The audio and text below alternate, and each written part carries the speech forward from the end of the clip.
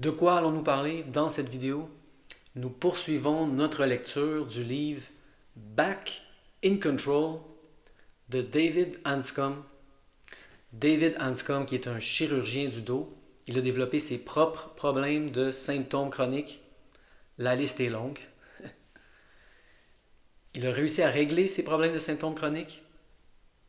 Il discute comment il a réussi et il n'aimait pas le taux de réussite des chirurgies du dos en particulier, mais de la chirurgie en général. Et donc, il a commencé à enseigner à ses patients les mêmes principes qui lui avaient permis d'éliminer ses symptômes chroniques dans un concept qu'il appelle la préhabilitation au lieu de la réhabilitation. Donc, lui, avant de faire une chirurgie, il faut absolument que tu passes à travers un processus qu'on pourrait appeler le reconditionnement de la douleur. Et là, si on voit que c'est structurel, il va opérer, mais beaucoup de gens, un taux surprenant de gens, disent non, j'ai pas besoin de la chirurgie, ma douleur est partie ou presque partie, je sens plus que j'ai besoin de la chirurgie. Donc c'est quelqu'un de très intéressant. Il devrait y avoir plus de chirurgiens comme ça. Les chirurgiens en général nous voient comme des machines. Admettons qu'on a un appareil qui vient de briser, nous allons les porter au réparateur. Et là, il répare une machine. Pas besoin de se demander qu'est-ce que la machine a vécu, quelle est l'histoire de la machine, on répare. Et c'est comme ça que les chirurgiens nous voient.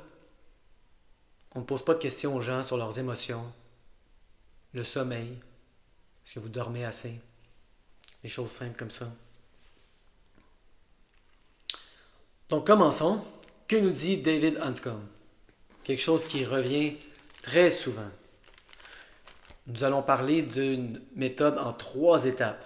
Conscience, devenir conscient, séparation, qu'on pourrait appeler prendre une distance, reprogrammation. Conscience. Il faut devenir conscient de notre inconscience. C'est ça le processus du reconditionnement de la douleur. C'est des processus inconscients que nous laissons faire ce qu'ils veulent depuis des années. Et là, il faut aller là-dedans, les regarder, faire « Oh mon Dieu, c'est comme ça que ça fonctionne ». C'est la première étape, devenir conscient de ce qui était inconscient. On ne peut résoudre un problème que nous ne sommes pas conscients d'avoir. Et ça, c'est quelque chose qui revient constamment. Il y a des livres même dont je ne vous parle pas, que je lis, et c'est quelque chose qui revient constamment, constamment.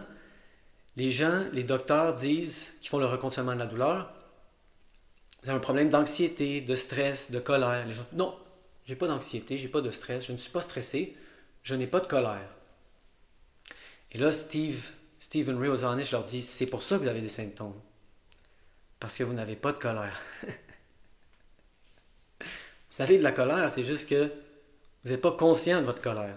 C'est pour ça qu'il y a des symptômes.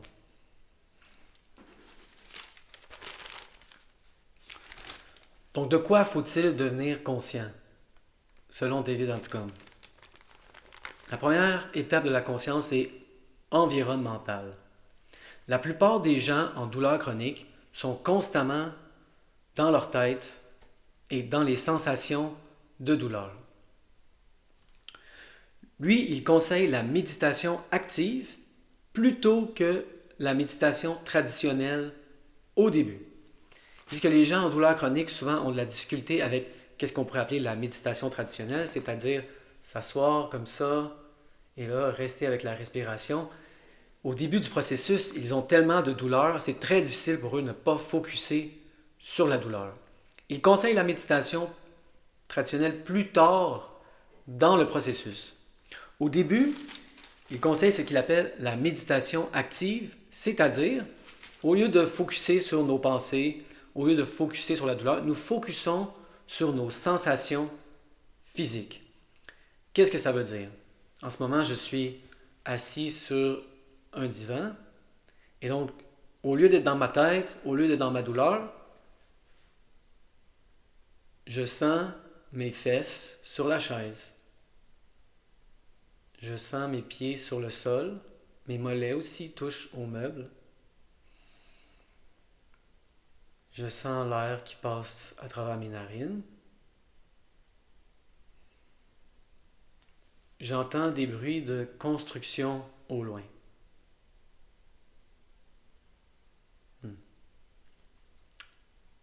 J'observe la qualité de lumière dans la pièce qui diffère toujours. Je regarde mes livres, ma belle bibliothèque. Je suis reconnaissant. J'ai de la gratitude d'avoir des beaux livres.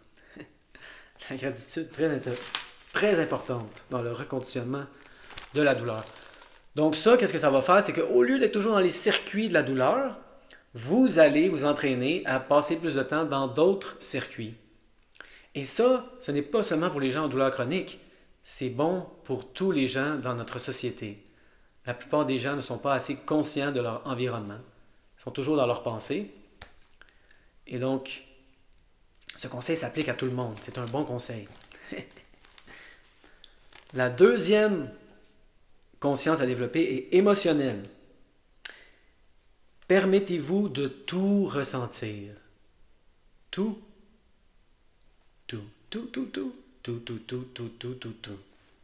Même l'anxiété. L'anxiété représente la vulnérabilité au danger et nous sommes programmés pour l'éviter. Dès qu'on sent anxieux, on essaye d'éviter ce sentiment-là. Si nous pouvons sentir ce niveau d'émotion, nous pouvons sentir toute la gamme des émotions. C'est une aptitude qui s'apprend et qui ne peut pas être accomplie intellectuellement. Il faut sentir les sensations inconfortables et rester relax. Très important ça. Donc, les deux étapes sont en une ici. Devenir conscient, se séparer. Être capable de rester avec l'anxiété.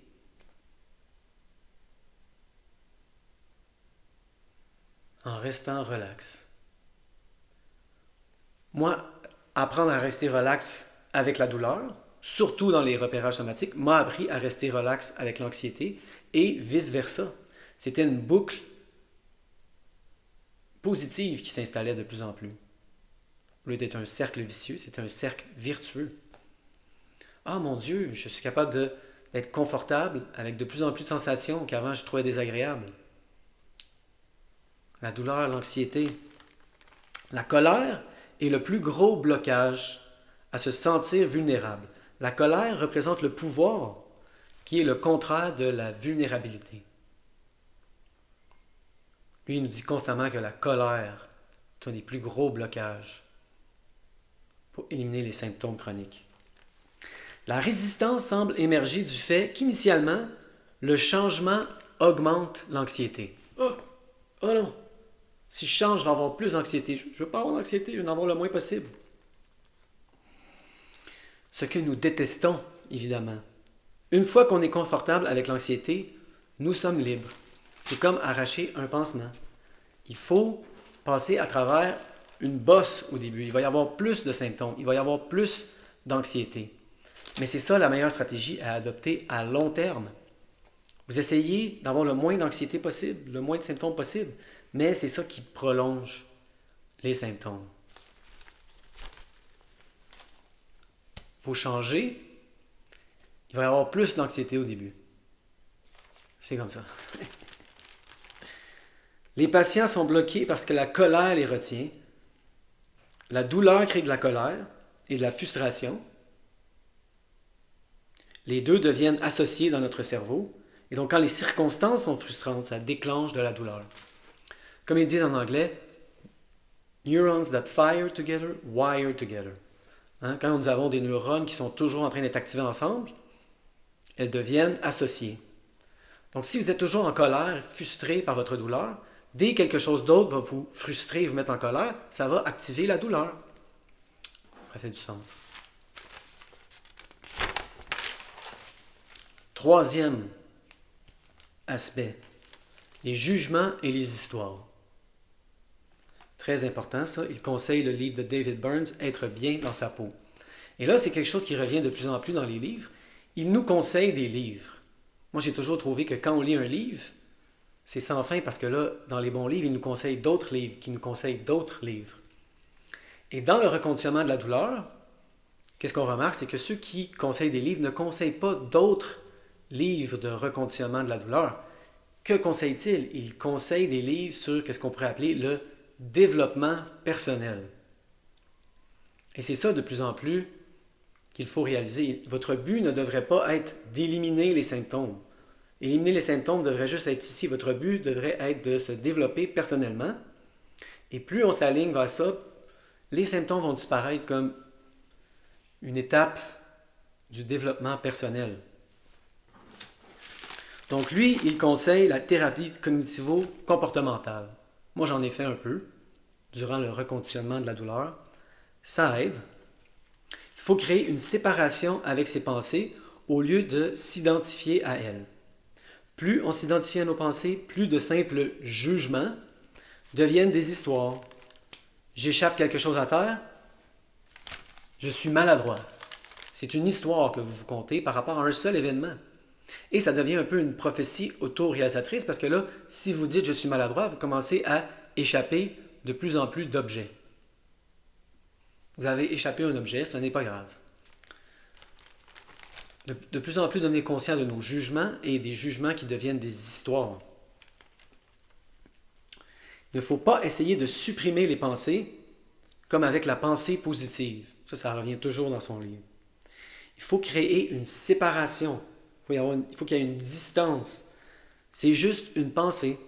Et ensuite, créer une substitution positive. Et là, il nous parle de Daniel Wegner, de l'effet paradoxal de la suppression des pensées. En anglais, ils appellent ça The White Bear, l'ours blanc, le phénomène de l'ours blanc. En français, j'ai regardé, c'est souvent un éléphant rose. Je ne sais pas pourquoi ça vient de Dostoïevski, l'ours blanc. En français, c'est l'éléphant rose. Avant de commencer là-dedans, une histoire qui revient de plus en plus dans les livres de reconditionnement à la douleur, donc je vais vous en parler, c'est justement l'histoire de l'éléphant. Ça revient constamment, donc je veux le mentionner. Voici la métaphore de l'éléphant. Lorsqu'un éléphant est jeune, on peut l'attacher avec un pieu et une chaîne, et il n'est pas assez fort pour bouger. Donc il apprend, quand ma jambe est attachée, je ne peux pas bouger. Mais là, plus tard dans sa vie, il est assez fort maintenant pour arracher ce pieu. Mais il ne le fait pas. Il n'a aucune limite physique. Et c'est une métaphore excellente pour la douleur chronique. Vous n'avez aucune limite physique. Votre corps, quand vous avez de la douleur neuroplastique, est en parfait état. Vous êtes dans une prison mentale, comme l'éléphant. Vous pouvez arracher le pieu. C'est simplement que vous avez été conditionné à penser que quand j'ai un pieu et une chaîne accrochée au pied, je ne peux pas bouger. Cette métaphore revient constamment et je trouve que c'est une métaphore très apte à décrire la condition de la douleur chronique neuroplastique. Donc, on va parler ici d'éléphant rose au lieu d'ours blanc parce qu'on est en français. Les participants sont divisés en deux groupes. Groupe 1, pensez à un éléphant rose. Groupe 2, ne pensez pas à un éléphant rose. Ensuite, ils font l'opposé. Le groupe qui a eu l'instruction de ne pas penser y pense et vice-versa. Dans la phase d'expression, les gens sont demandés de parler de ces choses-là. Les pensées d'éléphant rose montent dans les deux groupes, évidemment. Mais dans le groupe qui devait supprimer en premier, il y a eu plus de pensées d'éléphant rose. Donc plus on essaye de supprimer nos pensées, plus ça va prendre de place dans notre esprit. Il faut devenir confortable avec nos pensées négatives.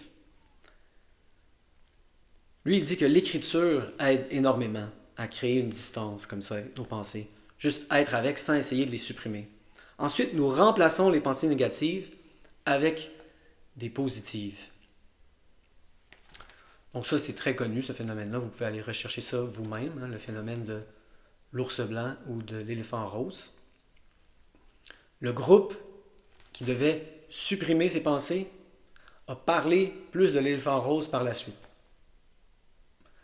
Ce n'est pas une bonne stratégie, la suppression. Quatrième aspect, programme enraciné. Et lui, ce qu'il conseille, c'est le processus Hoffman. J'ai regardé, il y a du renseignement français là-dessus sur Internet ou sur YouTube. Vous pouvez regarder ça. Il dit que ça l'a aidé énormément. Il est très difficile de reconnaître ses propres programmes enracinés. C'est des choses qui viennent de notre éducation. Sans l'aide de quelqu'un d'autre, il est presque impossible de nous voir clairement à travers nos propres yeux. Il faut des interactions avec quelqu'un d'autre dans un cadre de groupe ou un cadre individuel. Et ça, c'est quelque chose que je remarque de plus en plus personnellement. Je ne dirais pas que c'est impossible, mais c'est très difficile de faire le travail, pas éliminer les symptômes, mais le travail de développement personnel long terme sans l'aide de quelqu'un d'autre, d'un groupe de soutien, d'un thérapeute. Nous avons besoin du regard de l'autre, on ne se voit pas. Ça prend ce feedback-là pour nous offrir un miroir. Ça prend le regard de l'autre. C'est quelque chose que je réalise de plus en plus. Je ne suis pas capable d'approfondir ma connaissance de moi-même seul. Ça prend quelqu'un d'autre pour nous éclairer. Et donc, je vous conseille de rechercher les services d'un conseiller, justement. Peu importe, psychologue, psychothérapeute, psychopraticien, il y a ça des fois en France.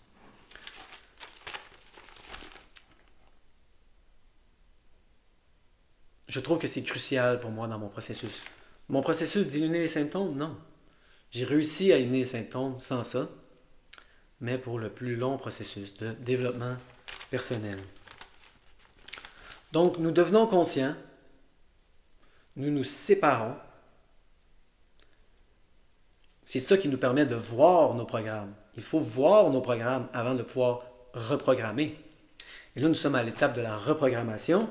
Une grande partie de l'expérience de la douleur chronique, c'est le sentiment que rien ne va jamais changer. J'espère que vous êtes familier avec ce sentiment. Et là, une des choses les plus importantes qu'il dit dans la reprogrammation, c'est la visualisation, dont je parle constamment. Et il ajoute quelque chose de très important que je n'avais pas encore ajouté. Il dit, la visualisation interne fonctionne mieux que la visualisation externe. Et je n'avais pas fait cette spécification. Qu'est-ce que ça veut dire? Lorsqu'on s'imagine, très important, non, comme on l'explique dans le phénomène de la suppression, ne pas penser à un négatif, donc penser à un positif. Je ne suis pas en train de m'imaginer sans douleur. Je m'imagine en santé, dans le bien-être. Mais si je fais de la visualisation externe, ça veut dire que je me vois comme ça. Je suis un observateur, je me vois comme étant en santé. J'ai une image d'une personne en santé qui est moi. Lui dit que ça fonctionne moins bien que la visualisation interne, c'est-à-dire, admettons que les sportifs le font, on fait la visualisation du point de vue personnel, c'est-à-dire je me vois derrière mes yeux, si on veut, en train de faire l'expérience sensorielle d'être bien. Pas une image de moi bien de l'extérieur. On ressent, on visualise de l'intérieur. Comment je vais me sentir quand je bouge mon bras avec bien-être.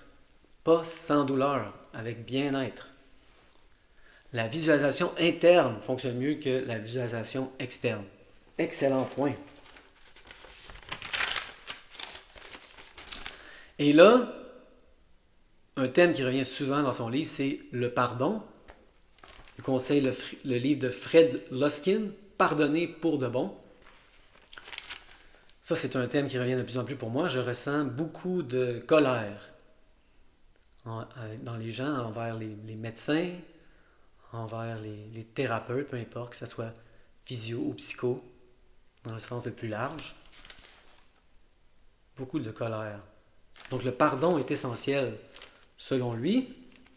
Voici un exercice qui est une espèce de résumé de tout ça, de visualisation et pardon. Et de prendre une distance aussi avec nos sensations. Voici l'exercice. On s'étend sur le plancher avec les yeux fermés.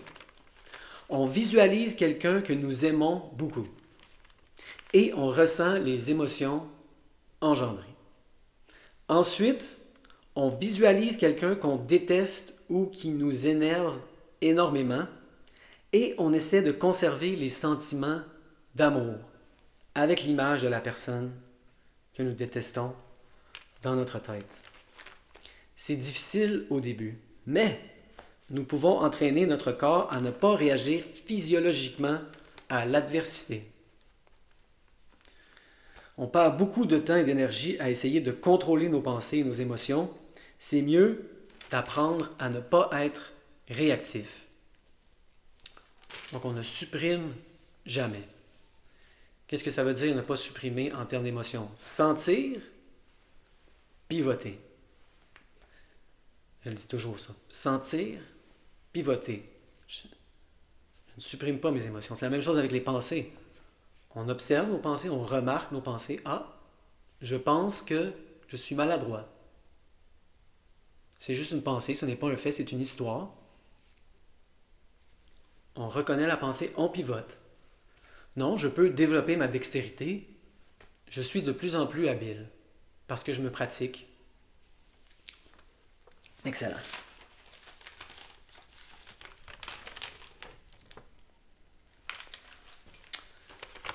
Le pardon. Il faut apprendre à pardonner profondément, pas intellectuellement.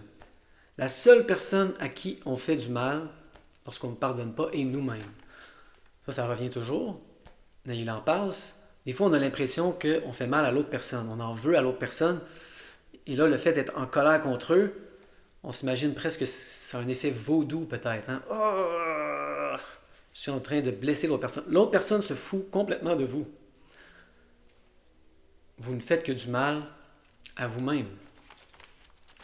Le jeu est très important pour David Anscombe. Il faut retrouver l'aspect ludique de la vie. Beaucoup de gens ont ce cas d'exception. Et là, il nous parle de quelqu'un qui aime construire des motos et il lui dit un jour, tu sais, quand je suis dans mon atelier et que je construis mes motos, je n'ai pas de douleur. Presque pas de douleur.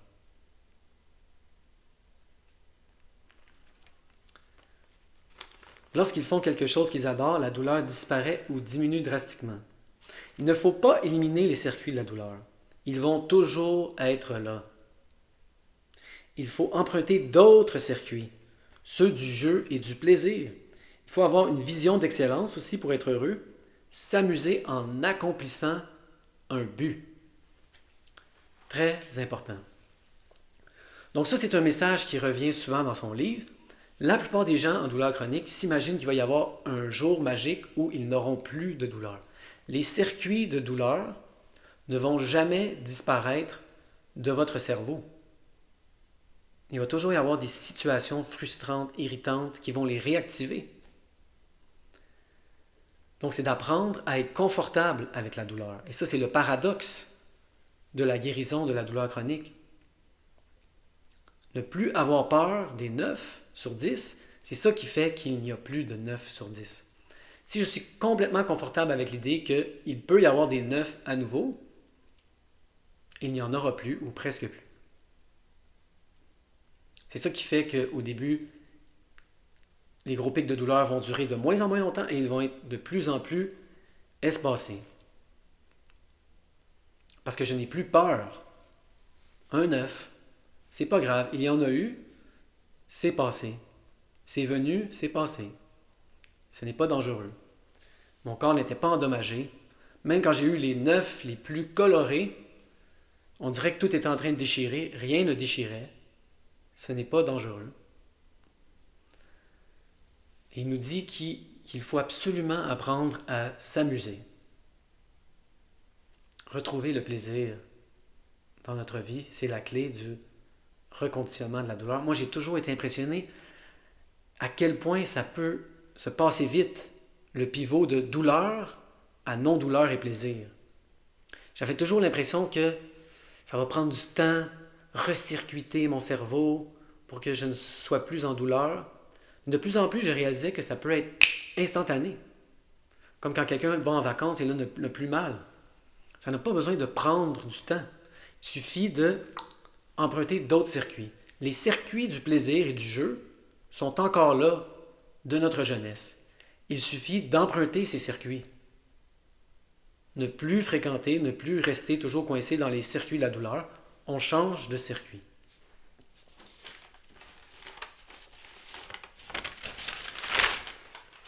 C'est selon lui le paradoxe de la guérison. Plus on essaie de résoudre le problème, plus on échoue. D'habitude, voici comment on résout des problèmes à l'habitude. On identifie un problème, on crée une liste de solutions et on choisit la meilleure. Avec la douleur chronique, ça ne fonctionne pas comme ça. Il faut devenir conscient, se séparer des stresseurs, ne plus se sentir autant concerné. Ce n'est pas moi qui suis anxieux, ce n'est pas moi qui suis en douleur. Il y a de l'anxiété dans le système aujourd'hui. Il y a de la douleur. Et avancer dans une autre direction. Emprunter d'autres circuits, ceux du plaisir et du jeu, et de plus en plus avoir un but. Il nous dit que c'est très important d'avoir un but, sinon on ne sait pas où on s'en va. C'est très difficile de savoir où on s'en va, diriger notre bateau si on n'a pas une destination en tête. Wow, une vidéo de 26 minutes. Donc je vais arrêter ici. C'est un livre très intéressant. Si vous savez, comme je le mentionne souvent, comment convertir les livres, je vous conseille de convertir ce livre.